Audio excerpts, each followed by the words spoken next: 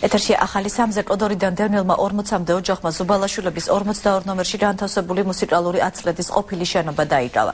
ისინი իր ცხოვრების უფლებას ითხოვენ და აცხადებენ, რომ შენობა ეკონომიკის სამინისტროს ბალანსია. კოდორიდან დევნილი მოქალაქეები ამბობენ, რომ მათ არ მიუღიათ კომპენსაცია, შესაბამისად არ აქვს საშუალება, რომ ბინის თირა დაიხადონ. მუსიკალური აცლედის ყოფილ შენობას ამჟამად დაცვის პოლიცია იცავს. დევნილების შენობიდან 2011 წლის იანვარში ოკუპირებული ტერიტორიებიდან ლტოლვილთა და განსახლების მინისტრის ბრძანების საფუძველზე გამოასახლეს. არც ეზე არის კომპენსაცია მიცემული არ არის, არც ესე არ არის არაფერი მიცემული. დაყარეს და წამოვიდა ნაკირავებშია ხალხი. ეხლა როდესაც გაიგეს ასეთი სიტუაცია, იქ შევიდა, აქ შევიდა, ამათაც იხემძღვანელეს, მეც ვიხემძღვანელე, მეც მიჭირს ამ მდგომარეობაში. გამიგეთ? შემოვედით. არაფერი ეს გაიტეხა, გატეხილია. ხედავთ რა ნაგავია.